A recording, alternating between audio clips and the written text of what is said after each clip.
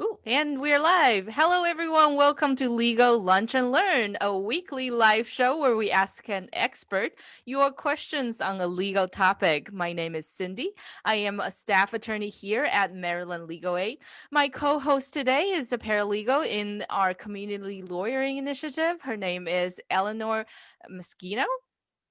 Our production engineer today is Alec Chase, as usual. I don't know why I said today because she's always our production engineer and she's doing a bang up job. So joining us today is our expert on bankruptcy, Bill Steinwindow. Hi, Bill. How are you? Good, good.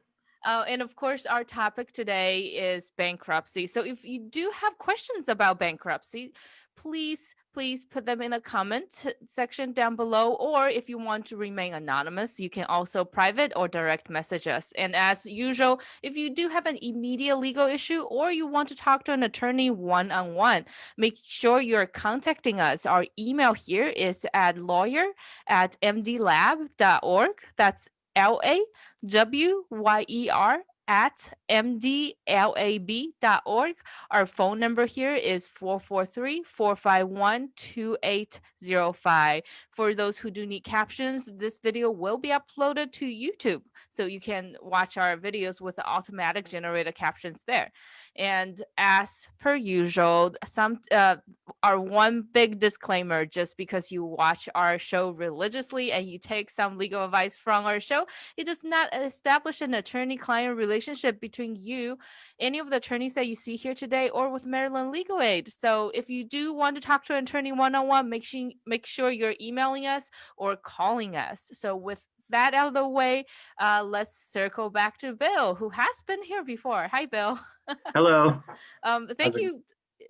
It's going really well, and thank you for coming back on the show. You are the guru of our consumer law unit, so we do Thank you. appreciate your time. So I think last time you were here we spoke about your experience in consumer law. So this time let's talk a little more about Bill as a person. Do you want to talk to us about fun facts about you for just a minute?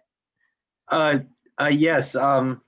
Hi, I'm William Steinwhittle. I've been at Legal Aid about it'll be 10 years in 2 weeks. I'm sorry. I've been a lawyer for 10 years, 2 weeks. I've been at Legal Aid 6 years actually today.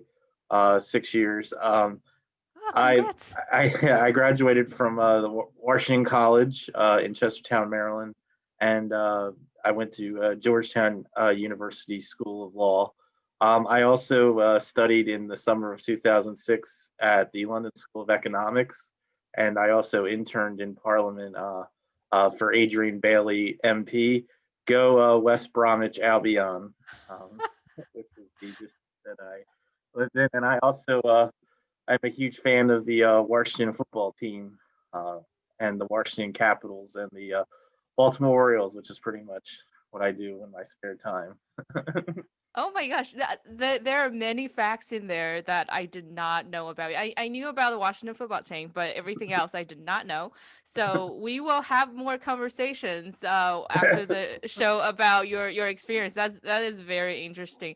But bankruptcy is going to be a very long topic today. So sorry, viewers, we're not going to have a personal interview with Bill. Although we do take requests. So if you do want Bill to come back on and we'll talk to him more about his life, we can.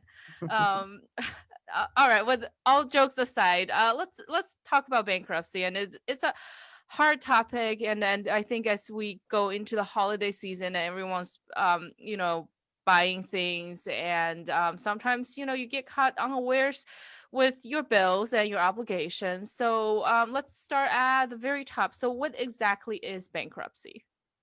So bankruptcy is it is unlike other courts, which are creations of either the state constitution or the federal constitution.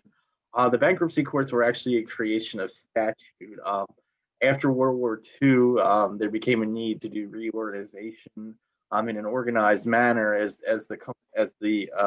America became more industrial and global in both an individual and a corporate scale. So basically what bankruptcy provides, it provides an organizational way to get rid of debt, or to reorganize your debts either as an individual or a business and allow you to stay, allow you to recover and reform and move forward without being burdened from one debt for the rest of your life. Also, along with businesses and individuals, also towns can also file bankruptcy. It is a Chapter 9. So basically, anybody except the state and federal government can file bankruptcy and use the Bankruptcy Code to reorganize. Oh my gosh, that is a very complex answer, and I knew you were the right person for the job when you started with World War II. So for today, at least we're limiting this to a person filing bankruptcy, of course, as it is for our viewers who might need help. So let's talk about the kind of things that a bankruptcy can do for you. What kind of debt can it eliminate, and maybe what kind of debt can it not eliminate? So a lot of it depends on, some of it depends on the chapter of bankruptcy. The two main individual filing statuses or individual filing chapters are Chapter 7, which is a liquidation bankruptcy, and a Chapter 13, which is a reorganization bankruptcy. There's also a Chapter 12, which is a reorganization bankruptcy that's just for fishermen and farmers. We don't see a lot of them at legal aid. We tend to represent a lot of people in the sort of more urban areas where that would be very rare. So the debts that are generally dischargeable in bankruptcy are sort of credit card debt, medical debt, unsecured debts of any kind, like if you had a loan through either an individual or a bank. Utility debts are generally dischargeable, although there are some limits on illegality and things like that, like if you have an illegal hookup or something. In addition, generally overpayments for benefits such as Social Security, veterans benefits, and food stamps are generally dischargeable, although that can be limited regularly in connection to fraud issues, unemployment as well. The debts that are generally non-dischargeable, although it can vary, are government fines, which aren't like traffic tickets, easy pass fines, MVA fines. These aren't dischargeable in a Chapter 7. Those are dischargeable in a Chapter 13. Student loans are generally not dischargeable. Secured debts, like like your mortgage, your car debts, if you still want to possess the car, those are generally not dischargeable. The other big category of non-dischargeable debts are debts that are related to family issues, child support and alimony, specifically, are generally not dischargeable. Yep. So let's dive in a little bit more. So I know there's a couple of different kinds of bankruptcy, but today we're going to focus on the Chapter 7, which you just said is a liquidation kind, and Chapter 13, which is the restructuring. So let's focus on liquidation first. So you have all these debts that, you just mentioned that were dischargeable or could qualify. What kind of situation do you think a person should be in before they're considering a Chapter 7 bankruptcy? So generally, a Chapter 7 bankruptcy is a good idea in sort of 4 specific scenarios that I consider to be the best. The one is the debt burden. Like if you're carrying more than, I would say, about $50,000 worth of unsecured debt and credit card debt, a bankruptcy would probably be extraordinarily helpful. It would probably improve your credit score. It would it's also I would put a caveat, especially if you're under the age of 45, because you want to be able to get into a position where you can borrow for a vehicle or borrow for a home or borrow for a new business. So if you're under 45 and you're carrying more than $50,000 worth of debt, a Chapter 7 is a really good idea. In addition, if you're being garnished as a result of a judgment from a state court and your wages are being garnished or withheld, a Chapter 7 can end that and may also allow for you to get some of that money back. So it could be extraordinarily helpful. Third sort of bucket is if you're facing a utility shutoff. A bankruptcy can help a lot if you can afford the regular monthly utility bill. Although there are issues like you do have to pay like a security deposit. But however, if you think you can afford that, a Chapter 7 may make sense. The fourth prong is sort of if you're facing that overpayment for unemployment, Social Security, or food stamps, especially on Social Security and unemployment. Bankruptcy, if it's not the result of fraud, may help you a great deal in getting out from under that. I mean, there's plenty of other scenarios in which a Chapter 7 will be helpful, but those are the 4 that we sort of aim at legal aid. and I think are generally helpful for most people. Um, if you're on, if you live on, if you live, I do want to make a caveat. If you live on a fixed income like Social Security, or pension or another disability program, a bankruptcy may not be extraordinarily helpful because you may be what's determined to be judgment proof. Like there isn't much that a judgment creditor could get from you. But if you're still carrying a lot of debt, it's probably advisable because eventually you're probably going to have to borrow money in the course of your life, and being able to get under from some of that debt would certainly be helpful.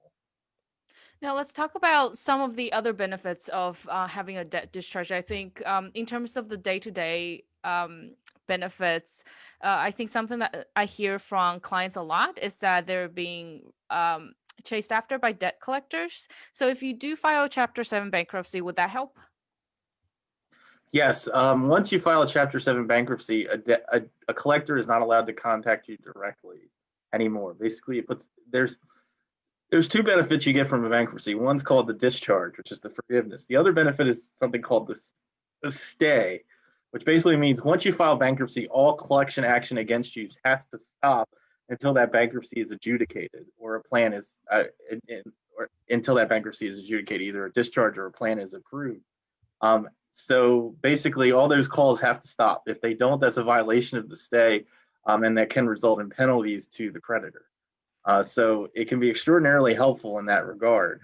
In addition, the other benefits of the discharge is that it's the only tax-free forgiveness that is provided by the federal code or the IRS. Bankruptcy forgiveness is totally tax-free. If a company were just to write off the debt, you would likely have tax consequences associated with that. Now you may be able to get it out from under them with other options, but it would be much more difficult. So that's another benefit that you get that is not provided. And finally, it allows you to move on from a debt.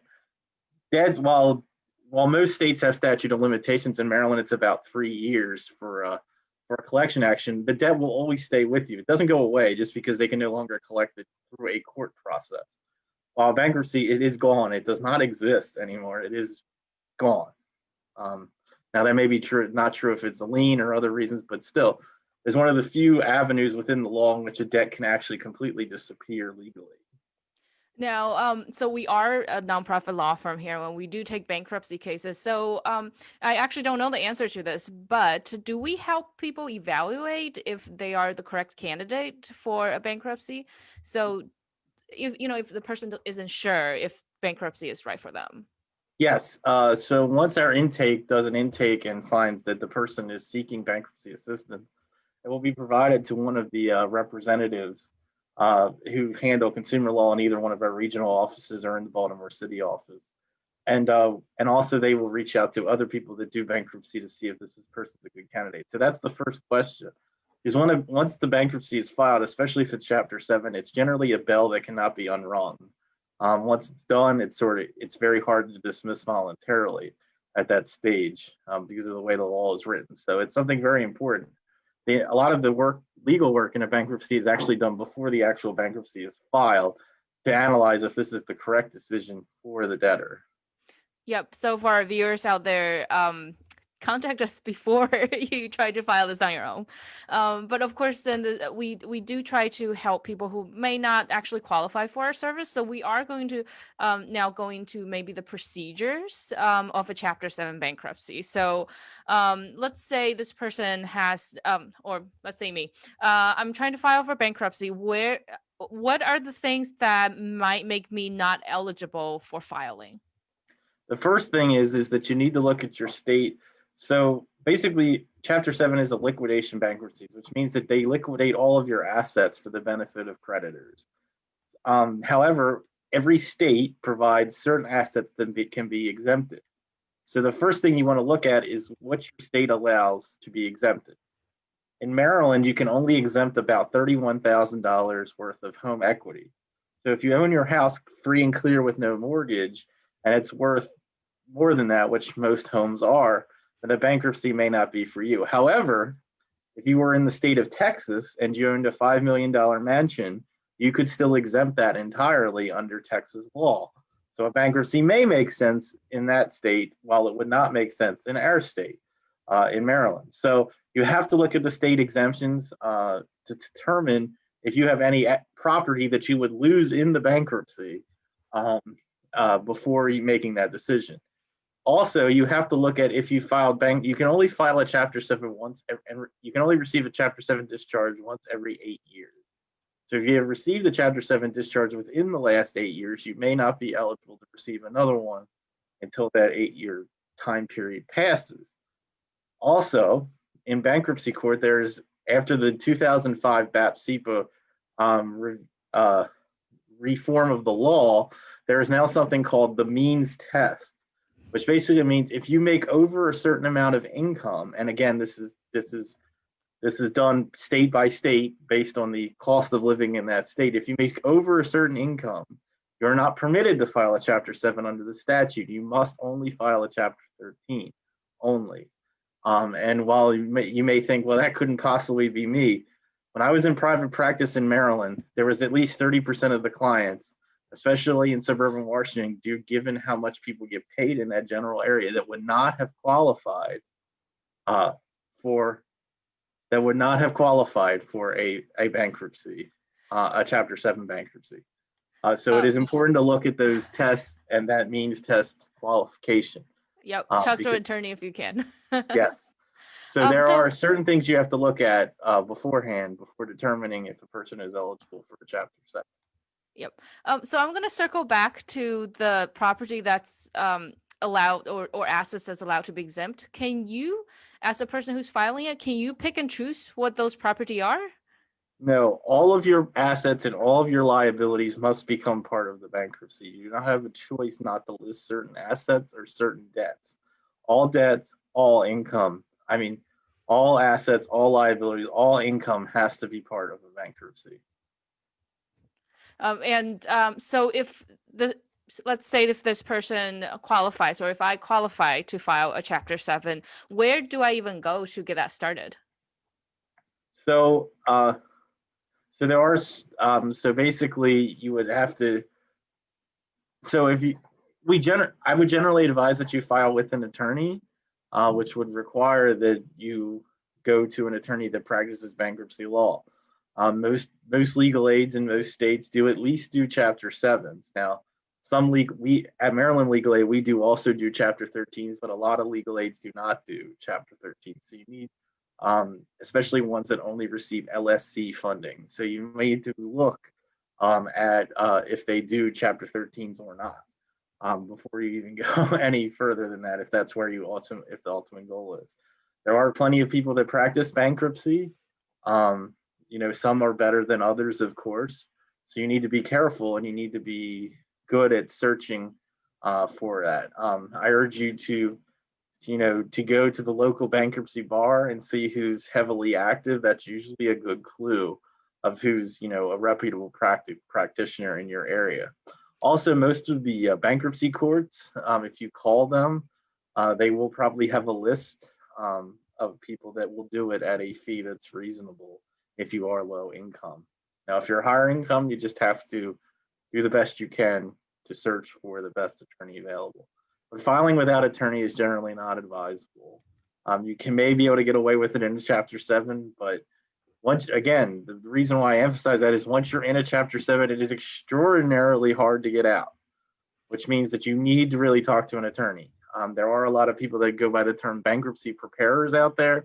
I urge you not to go that direction because they're not lawyers, and they may get you into a bankruptcy that is not a good idea because they do not know all the ins and outs of the law. Yep. Bankruptcy is not just filling out forms. It is much more than that. Yep, it is a very complex procedure, everyone. Make sure you're talking to an attorney. So with that said, Maryland Legal Aid would represent a person for free if they qualify. I don't, since you have practiced, you were in private practice before, Bill, do you know what the going rate might be for someone to help, in the state of Maryland? It is somewhat county dependent. It is a little cheaper on the Eastern Shore and, past sort of Frederick on the Western Shore. But in the DMV area of Maryland, suburban Baltimore, suburban Washington, a Chapter 7 will probably run you between $1,000 and $2,000. A Chapter 13 The flat fee rate, I believe, is about $5,600. However, most of that is paid through the plan. So you would pay it as just another creditor in your Chapter 13 plan. So the retainer would still be between $1,000 and $2,000 likely. So that's what I would say is the going rate at this stage.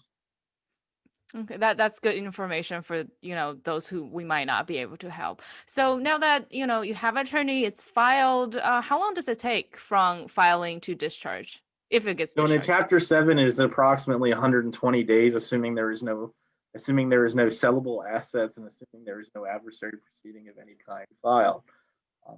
In a Chapter 13, the plans can be generally either 3 years or 5 years, so it's all the way to the end. And now with the CARES Act, if you have filed a bankruptcy previously, you can extend that to 7 years. So it can be quite a significant long period of time. Yep. So what I'm hearing is that Chapter 7 is generally fairly quick when it comes to That is civil correct. litigation. Chapter 7 is very quick. It's a very quick resolution. If Um, that's all that you need, you can generally get the relief in 3 to 5 months. And earlier you mentioned adversarial proceedings. So under what kind of circumstances might Chapter 7 become adversarial? There may be any if a creditor objects to dischargeability of their debt, that would result in an adversary proceeding that the debtor would have to defend. If the debtor was trying to get back a preference, which is basically if you were garnished before the bankruptcy and the garnishment was more than $600, you can get that money back. That may result in an adversary proceeding. Hopefully, they'll just voluntarily give you the money back because the law is clear. But sometimes that does result in an adversary proceeding. There are other issues like objections discharged, but they're much more rare. And as long as your attorney's done their work, they probably won't happen. Okay, now let's talk about what happens after your debt's discharge. I think earlier you mentioned if someone, especially someone young who has a lot of debt, it might actually help their credit score once they file bankruptcy or they get their debts discharged. What are some negative and or maybe positive impacts on that front once for everyone once you do have a bankruptcy on your So the record? positive impact is all of the debt is gone. It can no longer be collected. It can no longer, anyone can ever call you for it. It's over basically. The downside is that Chapter 7 does stay on your credit report for 10 years. So it is there. So instead of the debt being reported as, disputed or unpaid or charged off, it's going to be reported as a Chapter 7 bankruptcy discharge. Now, if you're carrying a lot of debt, that's probably better. If you're not carrying a lot of debt, it might actually hurt. So it depends what you're going for. A lot of mortgage companies tend not to lend somebody who's filed a Chapter 7 within a couple of years of the request for the loan. While landlords tend to like Chapter 7 because generally that means that if the person falls behind, they're first in line and there's not much anyone can do about it. That is also true of cars because most car loans are shorter than 8 years. They know if a person's filed Chapter 7 within the last couple of years, they know that they're going to get their money because they're not going to be able to get out of the debt. So it depends on the credit, and the same thing is true of credit card companies as well. But I urge you, if you do get a Chapter 7 discharge, to resist the temptation to go back into the same position you were before and try to be much more calculating and careful about the money that you borrow. So it can be kind of a mixed bag. But again, the good thing is that at least you won't have to worry about anything in the past unless it was a secured debt or a tax debt or a student loan. Yep, absolutely. So let's move towards Chapter 13, and we did talk a little bit about it already. So let's kind of start at the top with Chapter 13. What kind of person should consider a Chapter 13 over a Chapter 7 bankruptcy? And I know you addressed it before, but let's flesh that out a little more. So the big two people that usually end up in Chapter 13s are people that are trying to save their homes or trying to deal with a tax debt. The reason is that Chapter 13 is the only federal government legal procedure that is absolutely guaranteed to allow you to save your home from foreclosure. Loan modifications, despite what anyone says, are not guaranteed by any statute ever passed by Congress, by a state. They are not promised. There is no guarantee you will ever get a loan modification. Now, most people generally do get at least one bite at the apple, realistically, but that doesn't always happen. So the Bankruptcy Code, the Chapter 13 bankruptcy, is the only legally permitted way that you can cure a mortgage default once that you have fallen more than 3 to 4 months behind. So without having to pay the entire amount. So that is the person that usually goes into Chapter 13 because they can use the plan to pay back their mortgage arrears and get current on their mortgage if they can afford to do so. The other person that generally falls within the Chapter 13 is somebody who's trying to cure tax debt. The reason is even though you only have 5 years to cure the tax debt, in a bankruptcy, only the taxes that are priority get paid, which are generally only the ones assessed within the last 3 years. It can get a little more complicated than that, but we'll leave it at that for now. Also, penalties and interest are generally dischargeable and don't have to be paid in a bankruptcy, while that is not true of generally of a repayment plan with the IRS. The third person that usually falls within that category of a Chapter 13 is somebody that's trying to do something that they cannot do in a Chapter 7. This is usually the stripping of a lien. Basically, under Chapter 13 law, you can strip off a second mortgage if your property is now underwater and below the value of the first mortgage. That opportunity does not exist in Chapter 7, but you can strip HOA and second mortgage liens into Chapter 13, which again is not something you can do in a Chapter 7. The fourth one, which is the least common, is that somebody's trying to discharge something that is not dischargeable in a Chapter 7. The only cases I usually see are people, especially in Maryland, Easy Pass has become a very large debtor. A lot of Easy Pass fines. Easy Pass fines are not dischargeable in Chapter 7. They're considered government fines, but they are dischargeable in Chapter 13. The much smaller category is a person trying to get out of a divorce settlement agreement, which is not dischargeable in a Chapter 7, but is dischargeable in a Chapter 13. However, this is constantly litigated because what the other side says is that the settlement was actually alimony, which is not dischargeable either, and was not a property settlement. So if you're ever bored and you want to look on the LexisNexis, you'll see about 700 cases about property settlement versus alimony, because it's a constant area of dispute in the Bankruptcy Code because of the differentiation between dischargeability and the Chapter 13 between those two. So those are usually the people that file Chapter 13, fall into one of those four categories. Or there is one exception: if you're not eligible for a Chapter 7 discharge, you may have to file it. Yep. So it sounds like there's a lot of benefits. What are some downsides? Why don't people just, rack up a lot of debt and then just restructure it later on and file a Chapter 13? Or a Chapter 7. Or a Chapter 7 for that matter. The reason is that there is a stigma in our society, number one, about debt. And people, it's not good to be considered bankrupt. But nobody wants to be there. Nobody seeks to be there. The other thing is, while there isn't supposed to be consequences for job and things, some jobs, especially in our area, because of because of how many jobs are connected to the federal government, security clearances can be denied if you're carrying a lot of debt, which can hurt your career advancement or can hurt your career generally. Also, it does hurt. It's very hard to get a mortgage if you filed a bankruptcy. Not impossible, but difficult. It's very hard to get a car loan while you're in Chapter 13 bankruptcy.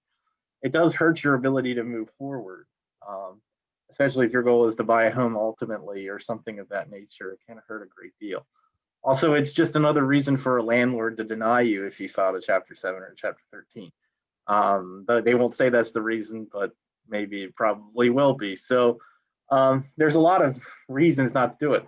It's also can be expensive if you're not eligible for free legal services. I think the estimate is that about 40% of Americans don't have enough to cover a $400 car repair bill. Well, there are very few attorneys that are going to do any kind of bankruptcy for $400 up front unless you qualify for legal aid or another free service.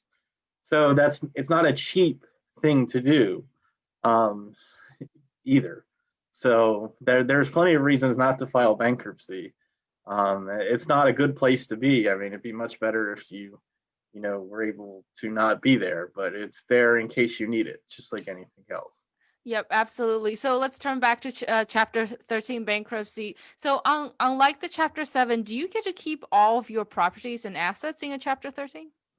Yes, that is correct. The Chapter 13 is basically a repayment plan, so you don't have to turn any assets over to the trustee. However, if you have unexempt assets, it can affect how much you have to pay the trustee. Because if Oh, you owe, you if you mentioned. Oh, sorry. I'm gonna stop you real quick. You mentioned trustee. Explain what that is the to us. trustee is a person that's appointed in both a Chapter 7 and a Chapter 13 case to oversee the case and act in the benefit of unsecured non-priority creditors. In Chapter 7s, they tend to be members of the bar or other legal professionals or financial professionals that sort of just oversee the case, and they're temporary, see if there's any assets to sell, and once the case is over, their role is over.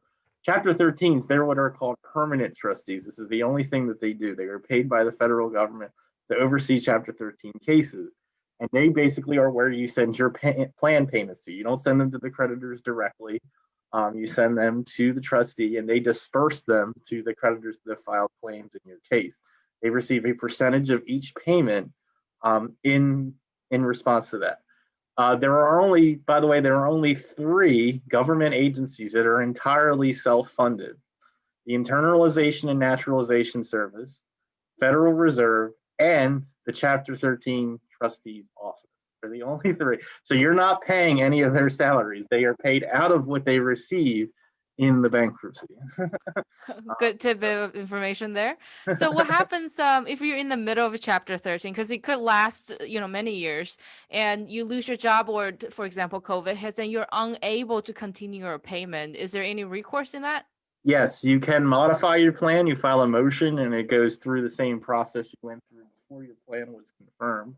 And also, you can file a motion to stop the trustee payments for a period of time, which will result in more payments later, but it does provide immediate relief. You can also extend your plan, as I stated, they did in the CARES Act, they did provide a provision that allows you now extend your plan to 7 years from the previous 5 if it was confirmed before March 27th, 2020. So I have used that relief several times for several people. So it is there available. So what happens if, you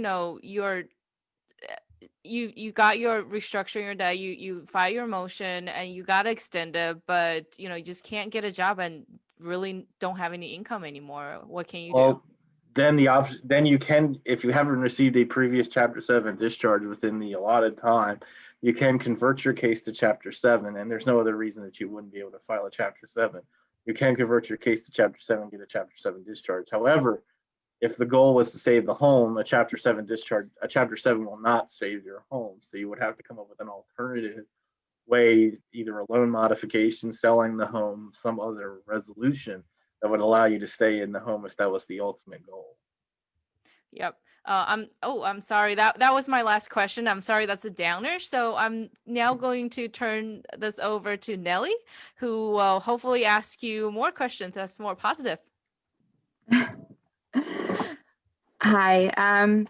So we did get one question first from one of our viewers. So you mentioned employers might be able to see stuff on a record. The bankruptcy filings, are they on a record forever? How long is it for employers to be able to see it? So I do want to clarify that somewhat. There is actually a federal statute that says they cannot discriminate against any person in hiring for a job based on a previous bankruptcy filing. However, if a person applies for a security clearance, it can be used as a reason to deny them for a security clearance. So I want to be clear that they cannot directly keep you from getting a job just because you file bankruptcy. But if you are applying for a security clearance, they can deny you a security clearance based on carrying too much debt or having previous debt issues. So I do want to clarify that. Yes, there is a federal court system called PACER, where you can see every bankruptcy filing that was filed within the United States, probably within the last 20 years. However, it is a fee-based service. While it's publicly available, you do have to pay a fee for every search and every download. So it's not like the Maryland Judiciary Case Search, where basically a couple clicks, no fee, you can look up pretty much everyone's criminal record. There is a fee involved, which keeps a lot of people from doing it because it's not very accessible. Now, the one thing is, if they do run your credit report, again, a bankruptcy does stay on your credit for 10 years, so it will be there if it was filed. So be clear, if if a credit, if a lender or a landlord runs your credit, they're going to be able to see it. So, but it also shows up on case search you mentioned. I know, just on Oh, Pacer. I was just using okay. it because Pacer's a like case search, except you have to pay for it. Got it. If you're Okay. searching. So I was saying case search is totally free, which makes it a lot much more easily accessible. The only way a bankruptcy would show up on case search is if you file what's called a suggestion of bankruptcy. Like if there had been a previous district court case that was filed before bankruptcy and your attorney filed something in the case notifying them of the bankruptcy so the case would stop. That would be shown up on case search, but there's not much that can be done about that. It was filed within the case, so it has to be reported. But the bankruptcy itself, like all the documents, all the petition and all the associated documents are only available on Pacer, which again is a publicly available search site, but it does require you to pay a fee every time you search something. So it's not cheap to do. Got it. Okay. Another question we have, are there any special rules for extenuating circumstances, such as medical issues? And if that person is always responsible with their finances, generally always pays their debts on time, and something unexpected happens, like with an illness, Unfortunately, no. Every bankruptcy debtor, they don't ask. I mean, the trustee will ask why they ended up filing, but none of that's public record. So all they're going to see is the petition and the case and the discharge. Unfortunately, maybe they should, make it clear that, this wasn't a person that, ran up, $150,000 worth of credit card debt, that this was resulted in some medical emergency or job loss or something. But unfortunately, no, that's not how it works. Everyone is viewed the same. They'll have the discharge documents and what have you. It's the same. So unfortunately, no. Okay. You mentioned if someone qualifies for our free legal services, we can help them file. Is there a way for us to waive the filing fees for the client, or does the client have to still pay the filing fees? So there is a filing fee associated with both filing a Chapter 7 and a Chapter 13. In a Chapter 7, it's $335, though I think it's going to go up a couple dollars within a few weeks. And in a Chapter 13, it's $310, but I think it will be going up a couple of dollars in a few weeks. In a Chapter 7, you can file what's called a motion to waive the filing fee. The court rules on it based on the documents that are provided, the information provided by counsel. Just because a person is represented by legal aid, however, it is not an absolute guarantee that the filing fee will be waived. Sometimes I get the filing fee waived, sometimes I don't. Unfortunately, the courts in bankruptcy court, unlike state court, they're courts of equity. They look at all the facts and they determine what is a fair adjudication of that. Now, if you are denied, they will allow you to pay it in installments. But so you will have to pay, a quarter of it 4 times, basically, is how it usually works over the course of about 3 or 4 months. However, in a Chapter 13, the filing fee cannot be waived under any circumstances. The reason is because you're paying something to the trustee every month.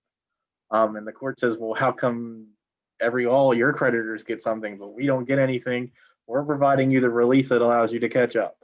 So the only thing that's allowed in a Chapter 13 is for the filing fee to be paid in 4 equal installments. The first installment has to be paid in a Chapter 13 with the filing of the case. And that has to be at least a quarter of the filing fee, which right now is $77.50. Okay, good to know. If I have a judgment, or if a client has a judgment, can the creditor collect the judgment? Not if you file bankruptcy and you get a okay. discharge. Now, if the case were to be dismissed for another reason, then it would snap back to what it was before. Okay. But as long as you receive the discharge, as long as it's not a secured debt like a home or a car, then that would be the end of it. Got it. Okay. If I or if the client, if you're married and you file for bankruptcy, what happens with all of the shared possessions? Does the spouse, do they need to file for bankruptcy? Can just one person file for the household? No. So basically, if only one person in a married couple files for bankruptcy, the discharge only applies to that individual. Now, Now, the creditors will not be able to execute on the property that is owned by both of them if one of them is in bankruptcy. That's called the co-debtor stay. So basically, if one person's in bankruptcy and they co-own a home, they can't sell the home for their benefit unless they were to get the stay lifted, because technically they can't sell half a house. Basically, it's either all or nothing. So the stay does apply, but the discharge only applies to the individual that files bankruptcy. So if you want the discharge to apply to the entire married couple, the entire married couple has to file bankruptcy, not just one individual. Okay. Let's see. Filing for bankruptcy, would you have to list all of your assets if you have any? Yes, everything and everything. My all-time now, some practitioners do. I do things a certain way, and other practitioners do things a certain way. So obviously, there are practitioners out there. Most of them happen to be older, who will literally list every sock a person owns. Like if they own 50 socks, they will list 50 socks. I find that to be completely and utterly unnecessary. I will say all clothing located in the person's home or located in the person's apartment, because frankly, it's not worth anything. And it's not, nobody's going to go in and sell your socks. They're not worth anything. As one of my a colleague of mine who's a great practitioner, Alan, I should say, you couldn't give that crap away. So I'm just listing general, like all books and pictures, all clothing, all still kitchen apply, everything, all furniture. Because nobody wants to sell any of that. But if you have something that's extraordinarily valuable, like like a wedding ring, an heirloom, a clock, something that a collection of some type, now you do want to list that separately. The other thing is it everything means everything. Pets are considered assets. I don't know how a trustee would ever sell them, but technically they're assets.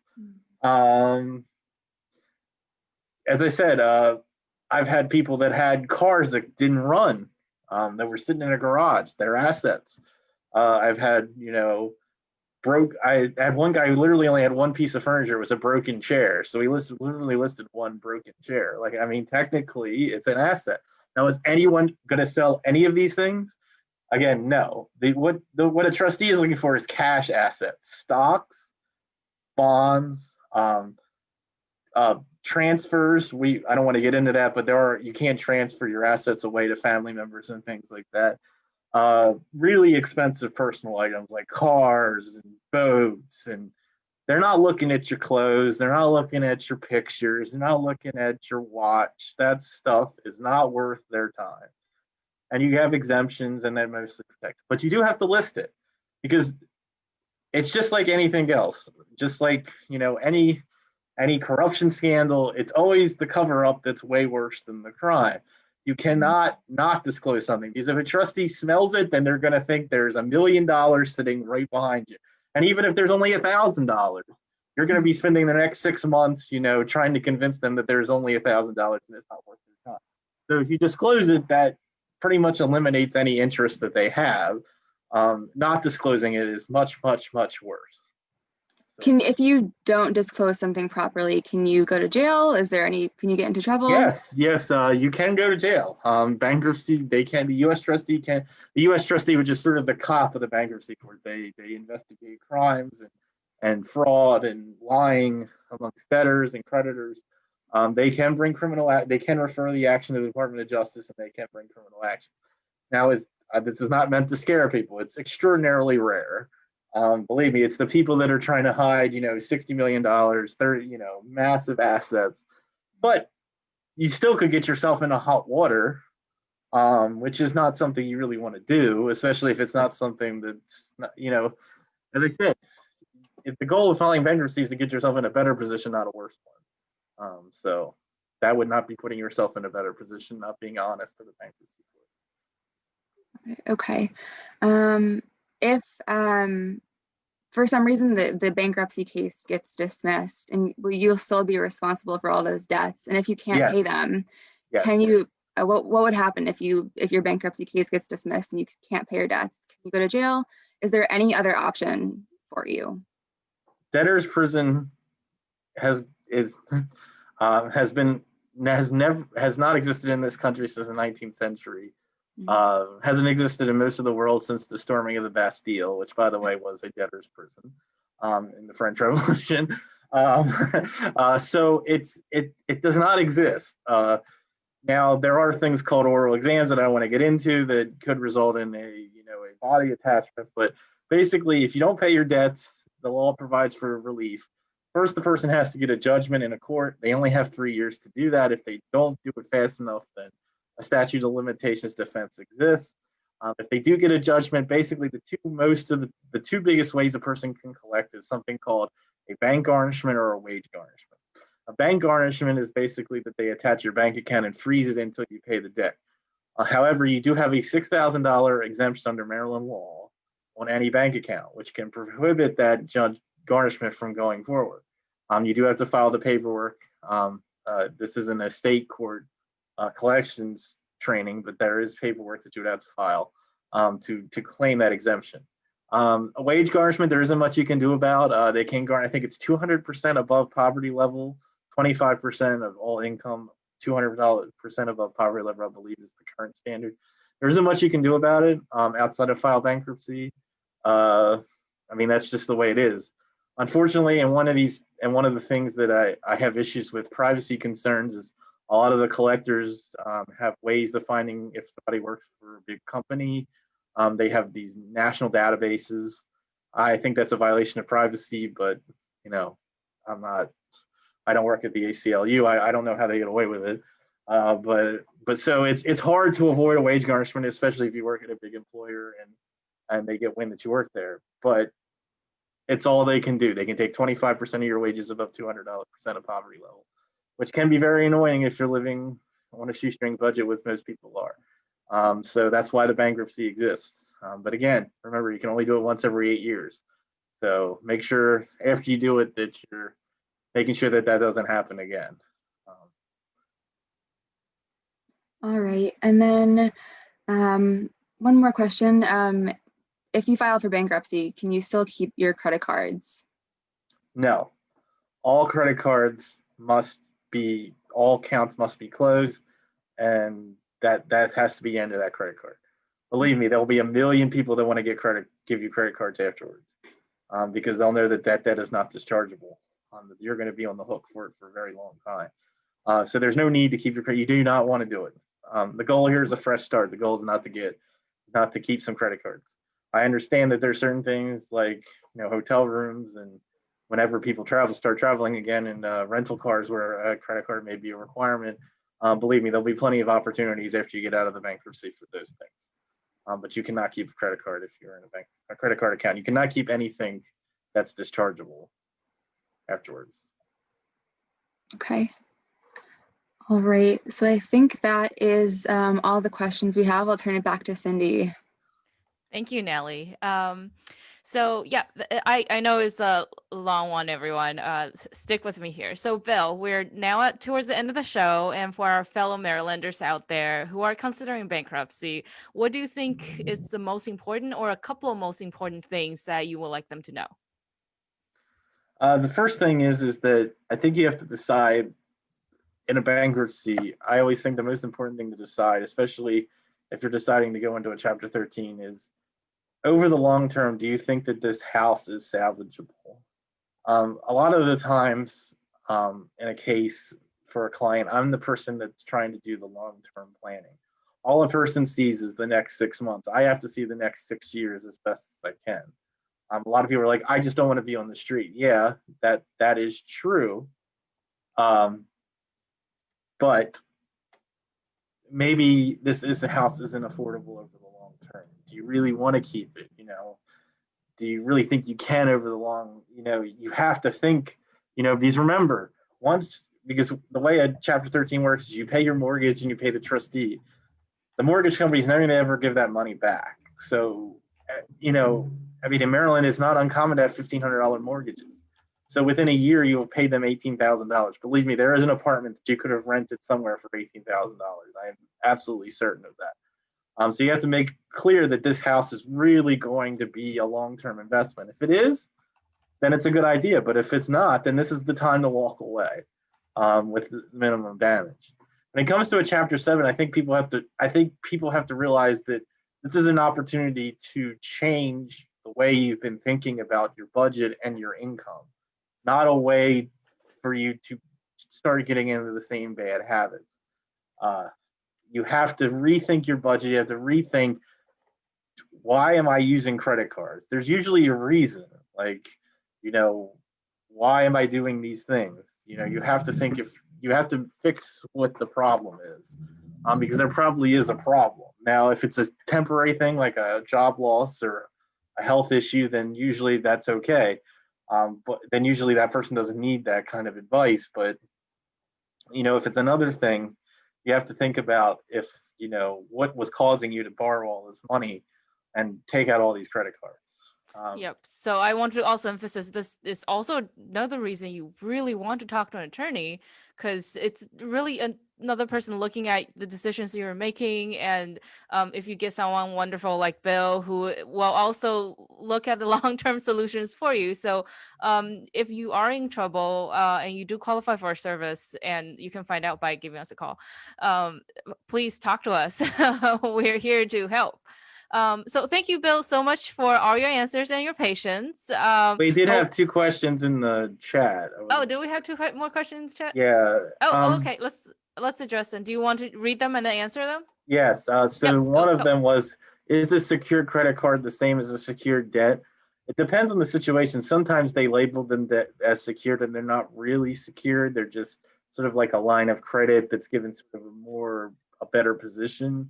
Some, however, are secured by your bank account, which doesn't really change that it can be discharged. It just means that basically, let's say you filed a bankruptcy and you had a credit card through your bank and you had $25 left in your bank account at the time the bankruptcy was filed. The bank would be able to set off your credit card debt by taking the $25 out of your bank account and putting it towards that. So it's not really secured in the traditional sense like a car or a mortgage would be, but it may be secured by another item that might allow them to set off the debt. The other question is, if you filed a Chapter 13 and had it voluntarily dismissed, is it a way to have it removed from your credit report? The answer is yes. Usually the creditors, if it's voluntary dismissed, will remove it within a couple of years, but if you want it faster, you can write a letter to the credit bureaus and they will generally remove it, within a reasonable period of time. And also I do want to note that if a bankruptcy is dismissed, it can limit your ability to file another one for about 6 months. So always be careful. Also, while you can file as many bankruptcies as you want that get dismissed, eventually there may be creditor action. The one thing is you only get 1 stay per year. So it can be hard. So if your goal is to save your home, it is not a very good idea to file crappy bankruptcy after bad bankruptcy.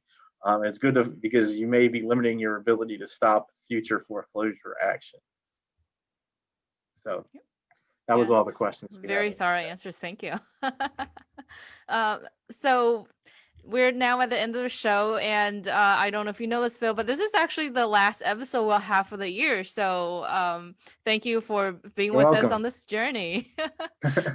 So next year, and the reason we are stopping before the end of the year, before December 31st, is really that with our holiday schedule and all the outreaches that we've been doing, we really don't have time to sit down and figure out what other topics we want to do, and to really corral all the different attorneys, paralegals, our production engineers together for these episodes. So next year we're planning ahead. Our first session will be very special. It's going to be the topic is going to be relocation protections for housing authority residents. And this is going to be a special edition because it's going to be a panel episode with some attorneys from Maryland Legal Aid and some attorneys from Disability Rights Maryland. So stay tuned and come back on January 12th. 2021 for our special beginning of the year episode. And with that said, of course, I always ask everyone, if you think this was especially helpful, or if you you just want to share the information, either about bankruptcy or all the wonderful historical knowledge that Bill has, make sure you're hitting that share button. Share them with your family or friends, share them with clients, share them with anyone in your community who might need help. Get the words out there, because knowledge is power. And we are here to help. So with that said, thank you everyone for a very wonderful year, and we will see you next year.